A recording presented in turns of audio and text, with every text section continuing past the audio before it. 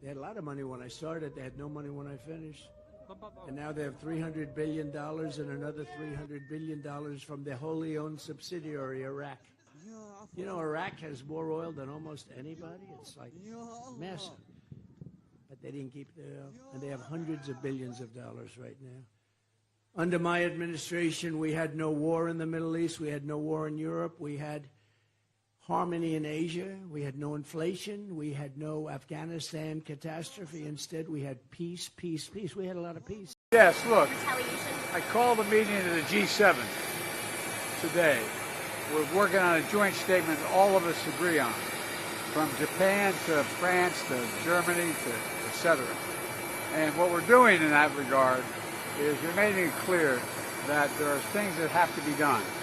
And it's obviously Iran has gone way out of, it's way off court.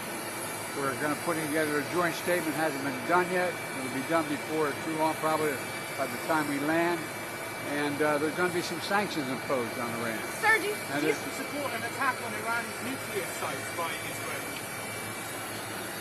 The answer is no.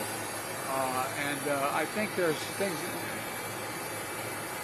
we'll be discussing with the Israelis what they're going to do, but all seven of us agree that they have a right to respond, but they should respond in proportion.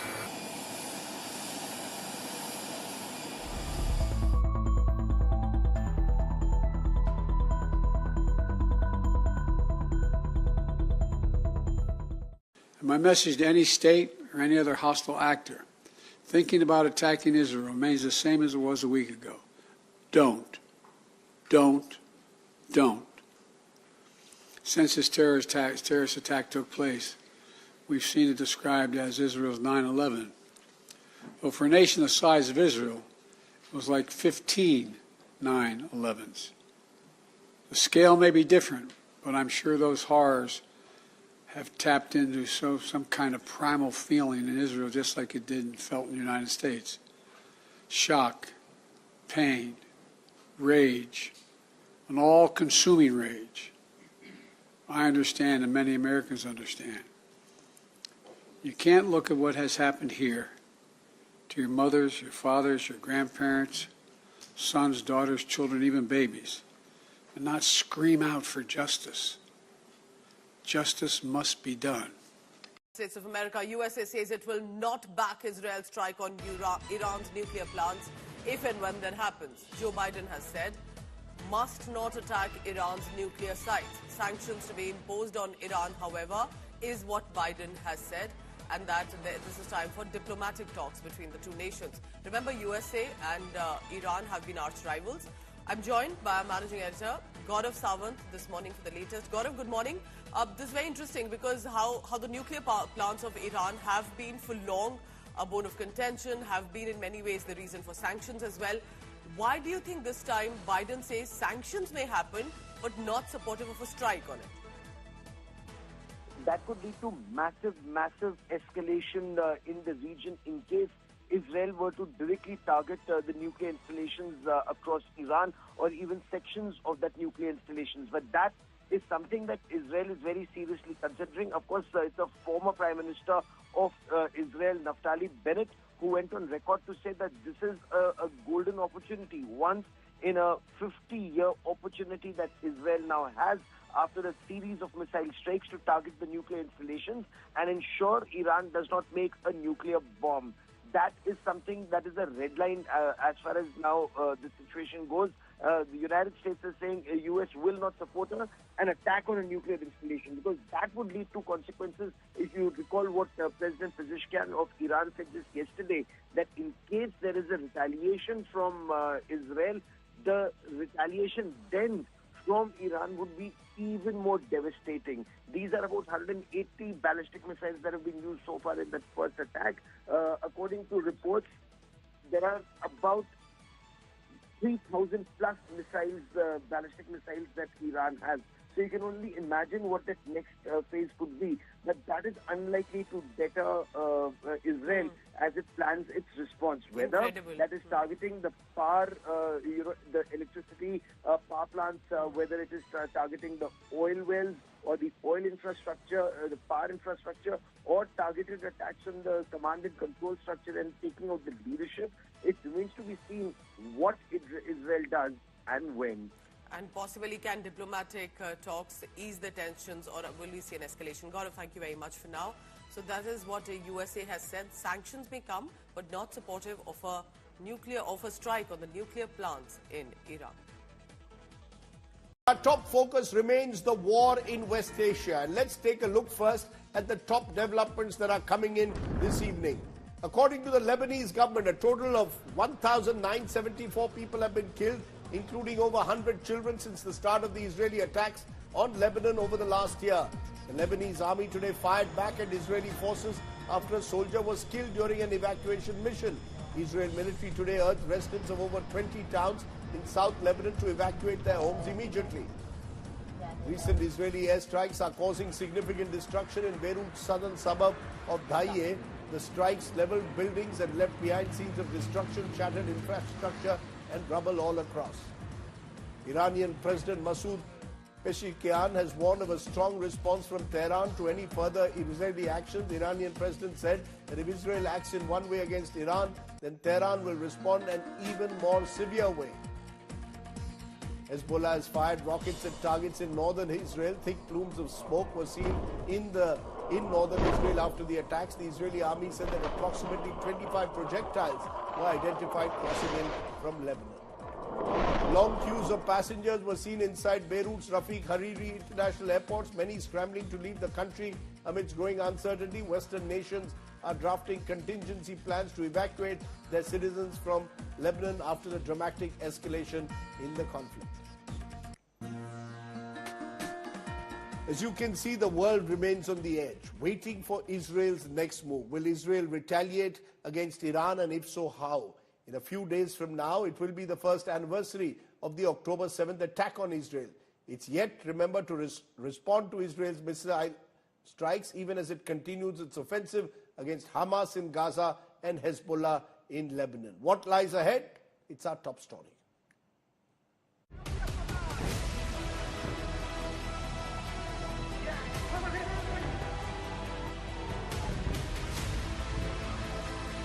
War clouds thicken over West Asia. Just days after Iran's barrage of missiles against Israel, all eyes on Israel's next move. Iran shot off another warning, saying any retaliation by Tel Aviv will trigger a harsher counterattack. The security of the region is the security of all Muslims, and we do not want any war or bloodshed. Since I assumed the presidency, every speech I have made has emphasized our quest for peace and security. No nation or region can prosper in the midst of war. We were left with no choice but to respond. If Israel decides to retaliate, then it will face harsher reactions. Israel is ramping up its offensive against Hezbollah. The heart of Lebanon's capital city, Beirut, was bombed on Thursday, damaging multiple buildings. Just near the parliament, plumes of smoke ignited the skyline. On Wednesday, 8 aerial strikes were carried out at different 8 locations by the IDF, and that continued during the last night, even today morning, when the Hezbollah claimed that one of the rehabilitation units, the people who were helping for the wounded and the affected, has been targeted, in which Islamic Relief Trust staff has got killed. This is the first time Israeli strikes have hit so close to the seat of governance in Lebanon, signaling a fresh escalation. In southern Lebanon, Israeli forces suffered some casualties even as they took on Hezbollah fighters in close-quarter combat.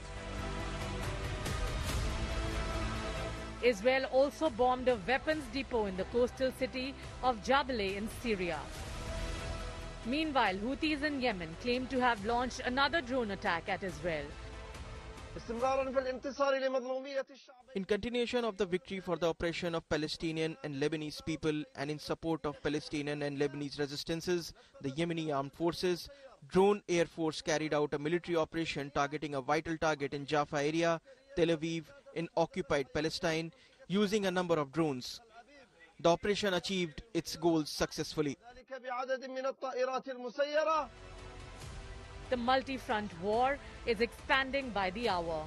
Can a bigger war be averted? Bureau Report, India Today.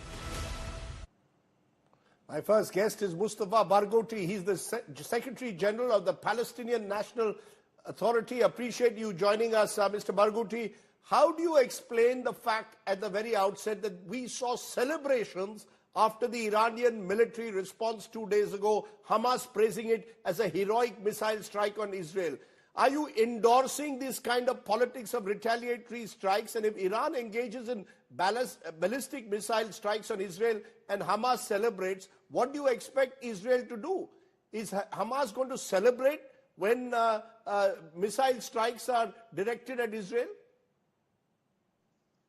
This is a reaction to Israeli government and Israeli generals and Israeli people celebrating the assassination of Ismail Haniyeh and the assassination of Hassan Nasrallah and the bombardment of Lebanon. This is the response to what Israelis first do. You know that Israel is spread and distributed sweets all over Tel Aviv and Haifa and other cities, celebrating the killing of Hassan Nasrallah and celebrating the killing of Palestinian leaders? They did that. So what do they expect? That's not the way to discuss the matters. The way to discuss the matters is to ask, how can we get to peace? And the way to peace is by ending occupation. Okay, I'm going to come to how can peace be brought, but over the last couple of days, Mr. Barghouti, every day it appears that if anything, this war could now be escalating. And whenever we've had Israeli guests on the show, they say this is a war they didn't start. It was started by Hamas on October 7th. Your response, do you believe that this war has now spiraled out of control? Yes, it is spiraling out of control because of Netanyahu and his fascist government. 7th of October was a result, not a cause. The cause was the Israeli continuous occupation for 57 years of West Bank, Gaza Strip, and East Jerusalem. And the cause is the fact that we are subjected to ethnic cleansing since 1948. Netanyahu refused all offers to have a complete ceasefire, although the Palestinian side accepted it. And more than that, he is continuing the war on the people of Gaza. He has killed already 51,000 people, including 17,000 children. And he's now expanding the war to Lebanon and now expanding it to Iran. In my opinion, he's trying to drag the whole region into a terrible regional war, which is very dangerous. So you're blaming Netanyahu squarely for this escalating conflict. The Israelis, as I said earlier, are blaming Hamas, saying it was Hamas which was responsible for the unprovoked terror attack of October 7th. All of this started on the 7th of October. That's where the chronology begins. Look, what can justify killing 51,000 Palestinians, mostly civilians? What can justify killing 17,000 children? What can justify ethnically cleansing 2.2 million people in Gaza that are still subjected to Israeli bombardment? Every day Israel kills between 60 and 100 more people. No, the 7th of October was not the reason of what we have today. The main reason is the fact that Netanyahu refused to end the occupation of Palestinian land. The main reason is that Netanyahu destroyed all peace possible agreements. The main cause is because Netanyahu has expansionist policy, and before the 7th of October, he was conducting terrible attacks in the West Bank and in Jerusalem, and he showed the whole world in the General Assembly of the United Nations a map of Israel that included the annexation of West Bank and Gaza Strip, killing any hope for two-state solution. And more than that, he declared continuously that there is no place for freedom of Palestinians. This is the main cause. So you should not be mixed up between the cause of the disease and the symptom of the disease. But you see, listening to you, Mr. Barghouti, The fact is there are strongly competing narratives now by both sides.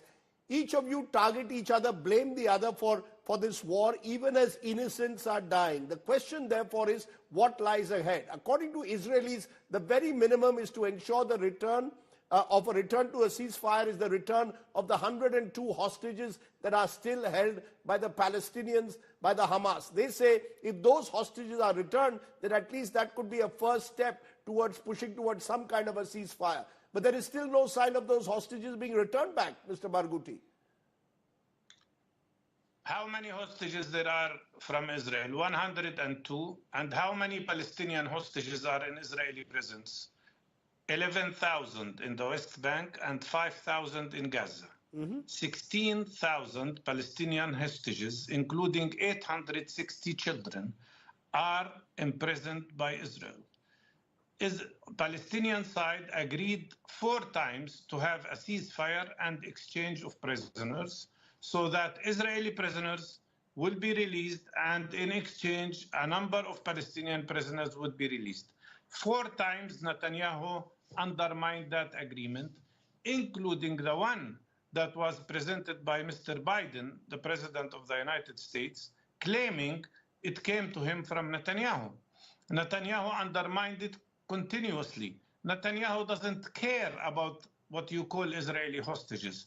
He doesn't care about them. He knows that the continuation of the war will kill them all. And he doesn't care, because what he cares about is land annexation, continuing of occupation, expanding of the war. In reality, Netanyahu would not have gone so far if it wasn't for the silence of the international community that allowed him to violate every international law and allowed him to commit 3 war crimes in parallel: the war crime of genocide, the war crime of collective punishment, and the war crime of ethnic cleansing against Palestinian people. You know, but Mr. Barghouti, you're singling out Netanyahu time and again for his role. I come back to it, the Hamas leadership. What about the role of Hamas? What about the role of Iranian? What about the role of Hezbollah? All of these 3 groups, the so-called axis of resistance, we can add the Houthis of Yemen, are all being held responsible for also spurring the violence. So we are caught now in this endless cycle of violence and retribution.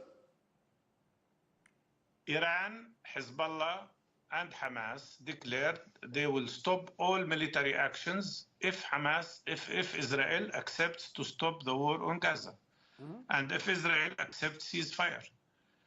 There would have been no fight with Hamas, with Hezbollah or Iran if Israel stops the war on Gaza. But Israel wants to continue. And now the Israeli tanks are invading the land of Lebanon. You speak about Israel's right to self-defense. When the right of self-defense allows a country to invade other sovereign countries, like in this case Lebanon, when did the right of self-defense mean that a country can bombard the capitals of other sovereign countries like Israel is doing now to Damascus and Beirut? And when was the right of self-defense mean that they can occupy other people for unlimited time, 76 years of occupation? The real problem here is you have to look who is occupying whom. Are the Palestinians occupying Israel, or Israel is occupying Palestinians? Who is oppressing whom? The reality here is that a biased approach continues to speak about the rights of Israelis, but never speaks about the rights of Palestinians.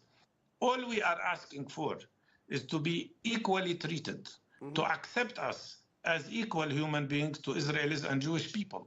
If Israelis deserve peace, we deserve peace. If Israelis deserve security, we deserve security. If Israelis are free, we should also be free. But sir, if I may be allowed to ask you yet again, are the Palestinians ready to return, or the Hamas ready to return the hostages as a goodwill gesture that can end this war? Because if you don't, Israel will continue the bombings of Gaza, the war will then continue to spread in Lebanon, Iran will hit back, and then we are in a situation, as I said at the very outset, and you agreed, where the conflict continues to spiral out of control. I will answer your question. The Palestinian side is ready to return all the Israeli prisoners if Israel accepts ceasefire. You're saying something very importantly. Let me reiterate. You're saying if Israel accepts a ceasefire, you will ensure the hostages are returned right away. Am I correct? Of course. And Israel would have to release a number of Palestinian prisoners at the same time.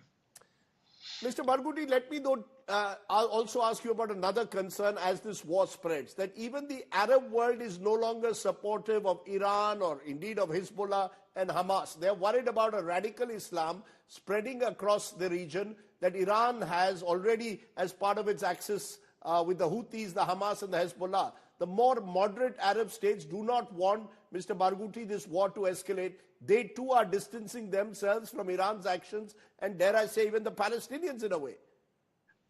Sir, all your questions, and I accept that, all your questions are repeating the Israeli narrative. But it's okay, I can answer them. The problem is not with Iran. The problem is with Palestinians. The problem is that Israel is occupying us since 76 years. The problem is that 70% of our people have been displaced by Israel. The problem is that Israel has destroyed 520 Palestinian communities and erased it to the ground. The problem is that the people of Gaza are bombarded today by Israel. The solution is very simple. It's for Israel to accept to end occupation and allow us, the Palestinians, to live in a free, sovereign country, like they do. That's the solution. In the past, Israel used to claim that its problem is with the Soviet Union. And then it was with Egypt. And then it was with Syria. And then it was with Iraq. Now it is with Iran. It's all not correct. The reality is that their problem is with us, the Palestinians. But Netanyahu doesn't want to show the reality, and his government and the Israelis in general, because if you put the Israelis and Palestinians on the scene, it is very clear. It is very clear. The victim are the Palestinian people, not Israel. But Israel wants to claim to be the victim. So that's why it's talking about Iran. The issue is not Iran. Iran is a side issue. If the problem with Palestinians is solved, there will be no place for Iran or any other country to interfere. Mr. Barghouti, for joining me there from Ramallah, I appreciate you joining us and giving us a Palestinian perspective. Thank you so much. As always, we also want to turn to the other side of the divide. Let's now go to an Israeli perspective. I'm joined by Brigadier General Amir Avivi. He's the founder and chairman of IDSF based in Tel Aviv, and during his service held a series of senior roles at the Israeli Defense Force. Appreciate your joining us, sir. You might have heard the Palestinian view. They're saying they're ready to hand over the hostages if Israel commits to a ceasefire. It's Israel which is expanding the theater of war, Netanyahu in particular, for his political survival. Okay, let's remember what happened here. Hamas attacked Israel unprovoked, massacred 1,200 people, burned people alive, raped women, decapitated heads of children. This is what Hamas did, and also took hostages.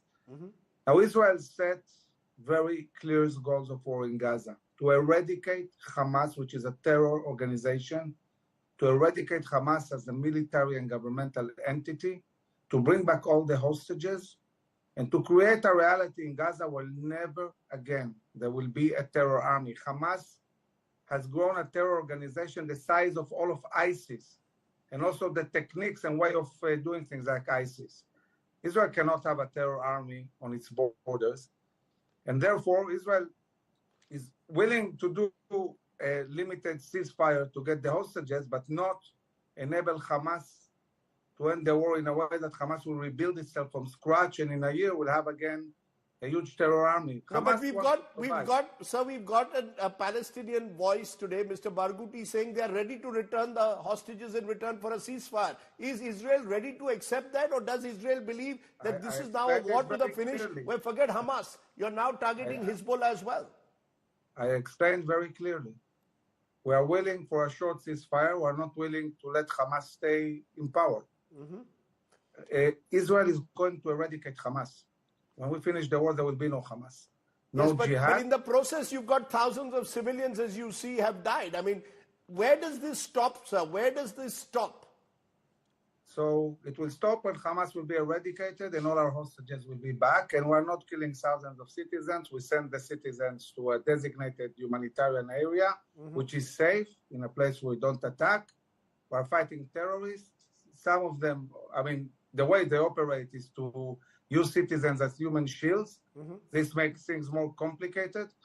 But Israel is doing everything it can to prevent hitting citizens. And this is why every place Israel went to fight, we asked the citizens to move to the designated humanitarian area, where we're also providing all the food and water and everything they need. So we're really focusing on fighting the terrorists, not citizens. You're saying you're fighting on focusing the terrorists and not the civilians. Let me though turn to what's happened with the Hezbollah. You've attacked today, once again bombarded Beirut. You've also spread it to Damascus. Now, the Lebanese foreign minister told CNN International that actually Hassan Nasrallah was ready for a ceasefire, a 21-day ceasefire brokered at the United Nations. What happens next? You assassinate him. Is it that Israel simply wants to use this opportunity to finish not just Hamas, but also finish the Hezbollah, that you're not willing to even consider a ceasefire at the moment? Hezbollah attacked unprovoked. They attacked Israel 11 months ago without us, doing anything.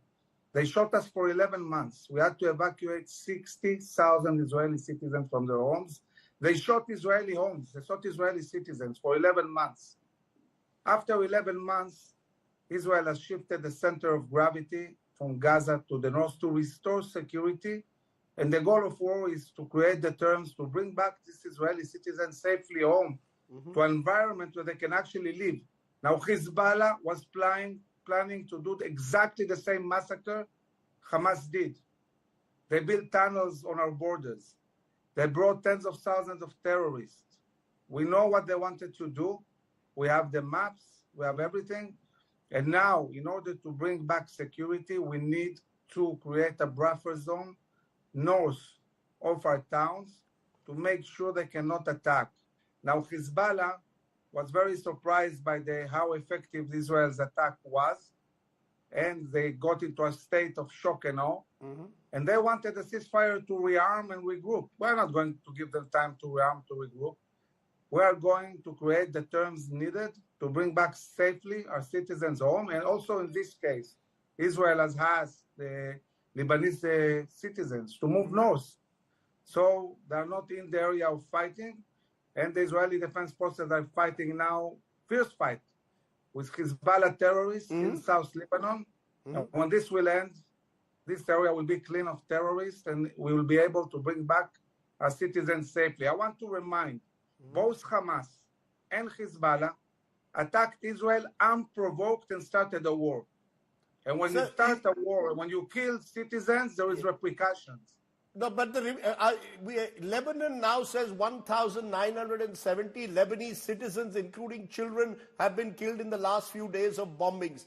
The question therefore arises, you're saying you have to finish Hamas and Hezbollah. You believe they are threats. You're doing this in self-defense. But is the attack disproportionate to what happened on October 7th? The question is, how do you reach a point where you say, look, we are now ready for a ceasefire? Because otherwise, as I keep repeating, some more and more civilians will die. This is war. And what can we do that these terrorists hide behind citizens? We're trying to do it the best we can. There will be no ceasefire until we win.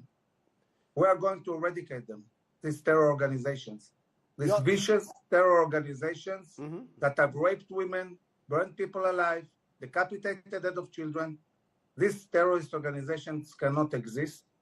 Israel is doing the war in the most human, pinpointed way any country in the world has ever done. So 50,000 civilians, you're saying it's a human way, but 50,000 Palestinians, according to the Palestinians, have died. But let me turn to Iran. Iran hits you with the ballistic missile strikes 2 days ago. Netanyahu responds saying that Iran will pay a heavy price at a time of our calling. Do you believe that now the next step will be Israel targeting directly Tehran, including possibly its oil and nuclear installations, or is that a threat? So we need to, zoom out for a moment and understand that what we see in the Middle East is Iran really terrorizing the whole Middle East. Iran is seeking nuclear weapons. Iran has weaponized terror armies all over the Middle East, in Yemen, in Iraq, in Syria, in Lebanon, in Gaza. It's not only terrorizing Israel, it's terrorizing the whole Middle East. Today, they are in a front with Russia. They're backed up by the Chinese economy. You have a whole front that is endangering, by the way, all Western society and not only the West. Mm-hmm. So this is really a global war. This is not just about Israel. It's a regional war. Israel maybe is caught in the middle of all of this, but this is something much, much bigger. We know the Houthis, with orders from Iran, are preventing ships from moving in the Red Sea, really stopping international trade. This is not about Israel. Now, Iranians want to eliminate Israel. They say it clearly. They have a clock in Tehran calculating when Israel will be destroyed. So we're fighting with an regime. So you're saying there is no. Are you saying Israel has no option but to target Iran directly? Is that what you're saying? That is inevitable? I think that it's inevitable, and I think it's an historical opportunity. And by the way, not only for Israel, but really for a coalition to deal with the imminent threat of Iran. Iran that seeks nuclear weapons. We have to stop this. I mean, imagine this war now with Iran nuclear. It's not about Israel. They will terrorize the whole globe. They're operating in Europe, in North Africa, in South America. This is a very, very dangerous regime. So I believe that this is the moment where the world needs to unite and stop Iran, and Israel will defend itself. At the end of the day, we're not going to let Iran become nuclear. We're not going to let them continue terrorize us using Houthis and Iraqis, militias and Hezbollah and Hamas. All these forces are sending to fight against us. We are going to deal with this. Okay. I'm going to leave it there, Mr. Avivi. I appreciate you joining us and doing some plain speaking from the Israeli perspective. Thank you so much for joining me there from Tel Aviv. So we've heard two perspectives from the Palestinians and the Israelis. Now the question comes, what role will the United States and indeed the world community play in this war? Has Israel wrong-footed America and the United Nations? Has the UN become simply a toothless body? And is there at all any end game in sight? Joining me now is Syed Akbaruddin, distinguished diplomat and India's former permanent representative to the United Nations. He's also served in countries in the Arab world. And Irfan Nuruddin is professor at Georgetown University School of Foreign Service in Washington. First to you, Mr. Akbaruddin, what's your sense? You've probably heard what the Palestinians said. Say they're ready for a ceasefire, ready to return hostages if Israel agrees to a ceasefire. Israelis saying nothing doing. We're going to finish Hamas. We're going to finish Hezbollah. We're going to target Iran. How do you see this? Is the world helpless in the face of an escalating conflict, Mr. Akbaruddin? So Rajdeep, thank you for giving me the opportunity to engage with you. What was a shadow war or a shadow conflict of a non-traditional nature has now come out in the open. The non-traditional conflict has been going on for years, whether it's using Stuxnets against Iranian nuclear facilities or non-state actors against Israel. So what has now come out has been after a prolonged period of a non-traditional conflict. And that's the normal way. You start off in a non-traditional manner, and then you come to the harsher forms of conflict. That's what we see ourselves in. Having said that, is there a way out? You can clearly see diplomacy has run its course right now. Both are on an escalatory path, and the only way is from escalation to then de-escalate. So there are some more military or military assertions before diplomacy will step in, because it's pretty clear. If I may just stop you for a minute, doesn't that show the weakness, particularly of the United Nations? Mr. Guterres has from time and again called for a ceasefire, and yet the bombings of Gaza continue. They've now spread to Lebanon, to Syria, and possibly will target Iran as well. It seems that, if I may be allowed to use the word, the United Nations appears impotent. So Rajdeep, the discussion on the Middle East started in the United Nations in 1947 through a Committee on Palestine. And what was on offer then was a two-state solution. What's on offer now again by everybody after going around for 70 plus years is still the same. So let's not say it's only the United Nations.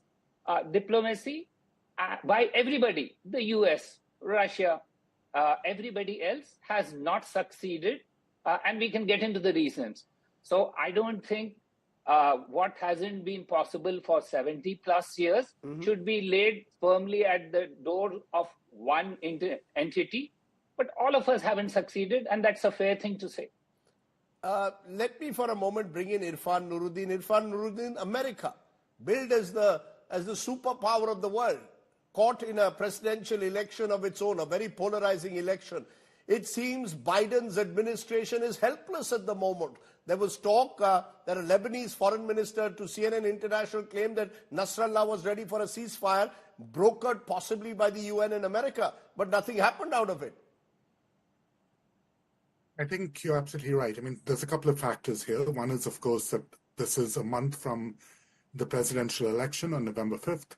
It puts Mr. Biden, Vice President Harris, everyone in a very difficult situation because you're balancing both about wanting to make sure that this doesn't escalate into an all-out war, but also thinking about the domestic politics, a very large and influential Jewish American diaspora that has, often wielded great influence over foreign policy, and increasingly vocal and organized Palestinian, Arab American community. So caught between a rock and a hard place in that regard. Much of the diplomacy, of course, happens behind the scenes. And I think one thing that is true is that Israel and Prime Minister Netanyahu are very savvy about understanding America's domestic limitations, but maybe playing a short-term game at long-term costs. One way or the other, we know that there'll be a new president in office after November. If President Trump is re-elected, you probably have a very pro-Israel regime coming back in, a very anti-Iran regime coming back in. But if Vice President Harris is elected, I suspect you're going to see a much tougher line on Israel taken by her. Maybe not as hard as a lot of people might like, but much harder. There is lots of leakages coming out of the White House, out of the State Department about how unhappy President Biden and the senior administration are with the stance that Israel has taken, and in particular Mr. Netanyahu. But can they do anything about it? You're saying that they're unhappy with the stance that Netanyahu has taken, but Netanyahu probably believes he can get away, and Netanyahu is using this for his political survival. Absolutely. So Netanyahu is in a desperate situation. He's gambling for resurrection over here. He's unpopular at home. But, what unites them is, of course, that the actions of Hezbollah make it very easy for Netanyahu to say, listen, is this the future for your children? Is this what we want? That we're constantly under bombardment. We have clear evidence that Hezbollah was supporting Hamas. We're coming up on the one-year anniversary of that horrific terrorist attack on October 7th. So you have, Netanyahu knows how to do this. He's a survivor. He knows how to play this. I think from the United States perspective, again, we don't know what's happening behind the scenes. We do know that there are conversations happening in Doha, which is a very steadfast U.S. partner. And so I suspect there's a lot of pressure being put on, but what can they physically do, right? I mean, the tools available to the United States, and in fact to any power in this situation, are very limited. Iran's intervention over here was unfortunate because Iran chose to get involved in a conflict that ostensibly was not directly about Iran. They have said that they're willing to step back now as long as Israel doesn't respond. Your previous guest makes it sound like that's unlikely, which would be very unfortunate. So my sense is that there'll be some more escalation before hopefully calmer heads prevail. Let me bring that to you, Syed Akbaruddin. Iran entering this conflict, does that make it even more difficult for the United Nations? We've already seen G7 condemnation of Iran. Iran is seen as a red rag to large parts of the world. Does that even make it more difficult now to see any possible solution because Iran enters the conflict, Mr. Akbaruddin? Rajdeep, Iran has been there for some time. It's been playing in the shadows. What has now come out is in the open.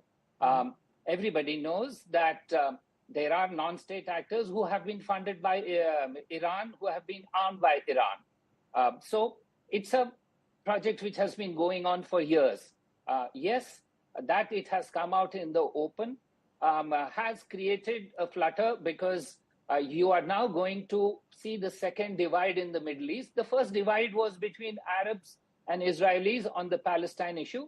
The second divide is perhaps between Israel and Iran. And in that divide, obviously, it's a newer divide for everybody to understand and to come to grips with. But it's also a more challenging divide because it has the potential for collateral damage, if you may say, or a damage for many others in the neighborhood or even in the extended neighborhood like India. No, but do you believe, Mr. Akbaruddin, that therefore makes it even more difficult? You said that there will be an escalation and then a de-escalation. Are we on an escalatory spiral where de-escalation now seems even further away? No, I mean, sure, escalation can also be a managed escalation, as happened in April. Let's not forget, a similar attack was ventured into by Iran in April, yet it de-escalated very quickly. And this do you see that happening again, if I may ask? Do you see April repeating, or is it now qualitatively different? No, it's clearly more difficult than in April. But there are off-ramps even in an escalation that perhaps are being worked on right now. The very fact that the US and the G7 say that nuclear facilities are off the table clearly is indicative that everything is not on the table for the Israelis to respond to. There are other issues also which are being worked on behind the scenes. These will not be available openly, but there will be some escalation. The question only is whether the escalation can be managed, because all escalations, nobody knows, can never be certain about. So that's the difficulty. Not that can be a managed escalation. Perhaps that's our best chance. Okay, let me leave it at that point. Syed Akbaruddin, always good to hear you, and Irfan Nuruddin there from Georgetown in the United States. Thank you both for joining me here on the news today. Thank you. U.S. Defense Secretary has spoken to his Israeli counterpart, Yoav Gallant, amidst missile attacks on Israel. U.S. Defense Secretary Lloyd Austin has released a statement on Iran's missile strikes against Israel. Austin has said that the U.S. fulfilled its commitment to partner with Israel in its defense. The statement went on to warn Iran and say that we will never hesitate to protect our forces and interest in the Middle East. Geeta continues to be with us. Geeta, a reaffirmation from the U.S. that they are strongly backing Israel, though initially, of course, the indication from the U.S. was that escalation and aggression is not what they would prefer. It's not the first option, really, isn't it? Well, absolutely. They were talking about ceasefire, although they have continued. The support for Israel from the United States of America has never stopped. It continues unabated, but yes, there was a very strong call for ceasefire, and that there were a lot of questions that were being asked about Netanyahu and how he's taking the war and expanding it to various other parts of West Asia. The Arab world very concerned, strategic partners of the United States of America pushing DC to ensure that Israel contains its war strategy. But that was not to happen. Everything changed once Israel got Hassan Nasrallah, and the Hezbollah was absolutely destroyed. And then we have Iran coming into the fray. Once Iran is in the picture, the focus and the strategic focus of America completely shifts over here. The agenda has shifted. America has now come out and completely said that they're going to back the Israeli forces, the Israeli government, irrespective of what really happens. So they are actually coming out and strongly backing their Israeli counterpart, because now the geopolitics of the region has changed with Iran in the fray. Till the time Iran was not directly involved in using proxies, there was plausible deniability, but now with Iran having attacked, with the whole notion of the idea to defend herself, but nonetheless an attack on military bases that were housing American jets, Mossad headquarters, It just seems like this is going to blow up right now. The Americans have completely sided with Israel also. Sneha, we've been reporting on this on India Today Global as well, on how Netanyahu's popularity has increased manifold. We had seen his popularity drop with the October 7th attacks, humiliation for the intelligence, the Israeli intelligence community, of which he's a part of or was a part of. And then we've seen how systematically he has ensured that there's a strategy in place to take out not just the Hamas, but all the others to stabilize the country. But is it a stabilizing factor, or is it further going to destabilize or something? We'll have to see. But in the meanwhile, we're seeing adversaries, we're seeing opposition, we're seeing those who had left, the allies who had left the government or had distanced themselves from Netanyahu, all now coming together and rallying behind Netanyahu. So yes, the Americans are looking at what's happening on the ground. The Americans are looking at how Netanyahu has become a very strong figure. And with now Iran in the fray, there's no other option for the US but to come out openly and outrightly support Israel. All right. Geeta, be with us. Just coming back to you in a moment from now as we continue to keep our eyes firmly on those developments and look now at how world leaders are reacting to the latest escalation. Of course, Israel has the right to defend itself, as any nation does. In terms of what Israel's response will be, of course, there must be consequences for Iran for this attack. We've made clear that there must be consequences. I'm not going to get into what those consequences are today, but there are things on which we will be coordinating with our Israeli counterparts. And I think in the immediate aftermath of this attack, we are going to coordinate with them on what any response might be.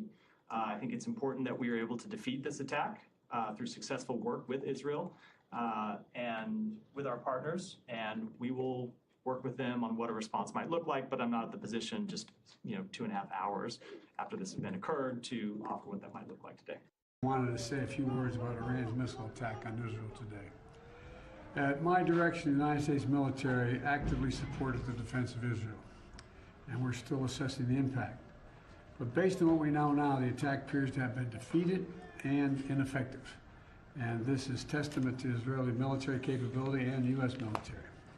It's also a testament to intensive planning between the United States and Israel to anticipate and defend against the brazen attack we expected. Make no mistake, the United States is fully supportive of Israel. And I've been spent the morning and part of the afternoon in the Situation Room and meeting with my whole national security team and consulting with the Israelis indirectly because in terms of their impact on us. Today, Iran launched approximately 200 ballistic missiles at Israel in a reckless and brazen attack. I condemn this attack unequivocally. I'm clear-eyed. Iran is a destabilizing, dangerous force in the Middle East, and today's attack on Israel only further demonstrates that fact. I fully support President Biden's order for the U.S. military to shoot down Iranian missiles targeting Israel, just as we did in April. And let us be clear, Iran is not only a threat to Israel, Iran is also a threat to American personnel in the region, American interests, and innocent civilians across the region who suffer at the hands of Iran-based and backed terrorist proxies. We will never hesitate to take whatever action is necessary to defend U.S. forces and interests against Iran and Iran-backed terrorists. And we will continue to work with our allies and partners to disrupt Iran's aggressive behavior and hold them accountable. Iran, for the second time in the space of 5 months, launched a direct attack on Israel, including some 200 ballistic missiles. This is totally unacceptable, and the entire world should condemn it. Initial reports suggest that Israel, with the active support of the United States and other partners, effectively defeated this attack. We demonstrated once again our commitment to Israel's defense. We'll remain in very close touch with Israel and other partners in the region in the hours and days ahead. Iran had no money when I was in charge. They had a lot of money when I started. They had no money when I finished. And now they have $300 billion and another $300 billion from their wholly owned subsidiary, Iraq. You know, Iraq has more oil than almost anybody. It's like massive. But they didn't keep the oil. And they have hundreds of billions of dollars right now. Under my administration, we had no war in the Middle East. We had no war in Europe. We had harmony in Asia. We had no inflation. We had no Afghanistan catastrophe. Instead, we had peace, peace, peace. We had a lot of peace. Yes, look, I called a meeting of the G7 today. We're working on a joint statement all of us agree on, from Japan to France to Germany to et cetera. And what we're doing in that regard is we're making it clear that there are things that have to be done. And it's obviously Iran has gone way out of, it's way off course. We're going to put together a joint statement. Hasn't been done yet. It'll be done before too long, probably by the time we land. And there's going to be some sanctions imposed on Iran. Sir, do you support an attack on Iran's nuclear sites by Israel? The answer is no. I think there's things we'll be discussing with the Israelis what they're going to do, but all seven of us agree that they have a right to respond, but they should respond in proportion.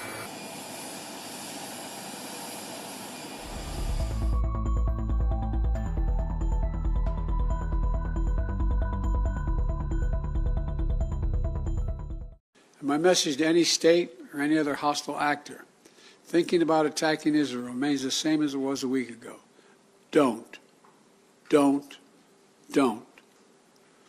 Since this terrorist attack took place, we've seen it described as Israel's 9/11. Well, for a nation the size of Israel, it was like 15 9/11s. The scale may be different, but I'm sure those horrors have tapped into some kind of primal feeling in Israel, just like it did and felt in the United States. Shock, pain, rage, an all-consuming rage. I understand, and many Americans understand. You can't look at what has happened here to your mothers, your fathers, your grandparents, sons, daughters, children, even babies, and not scream out for justice. Justice must be done. States of America, USA says it will not back Israel's strike on Iran's nuclear plants if and when that happens. Joe Biden has said, must not attack Iran's nuclear sites. Sanctions to be imposed on Iran, however, is what Biden has said, and that this is time for diplomatic talks between the two nations. Remember, USA and Iran have been arch rivals. I'm joined by our managing editor, Gaurav Sawant, this morning for the latest. Gaurav, good morning. This is very interesting because how the nuclear plants of Iran have been for long a bone of contention, have been in many ways the reason for sanctions as well. Why do you think this time Biden says sanctions may happen, but not supportive of a strike on it? That could lead to massive escalation in the region in case Israel were to directly target the nuclear installations across Iran or even sections of that nuclear installations. But that is something that Israel is very seriously considering. Of course, it's a former Prime Minister of Israel, Naftali Bennett, who went on record to say that this is a golden opportunity, once in a 50-year opportunity that Israel now has after a series of missile strikes to target the nuclear installations and ensure Iran does not make a nuclear bomb. That is something that is a red line as far as now the situation goes. The United States is saying the U.S. will not support an attack on a nuclear installation because that would lead to consequences. If you recall what President Pezeshkian of Iran said just yesterday, that in case there is a retaliation from Israel, the retaliation then from Iran would be even more devastating. These are about 180 ballistic missiles that have been used so far in that first attack. According to reports, there are about 3,000 plus missiles, ballistic missiles that Iran has. So you can only imagine what that next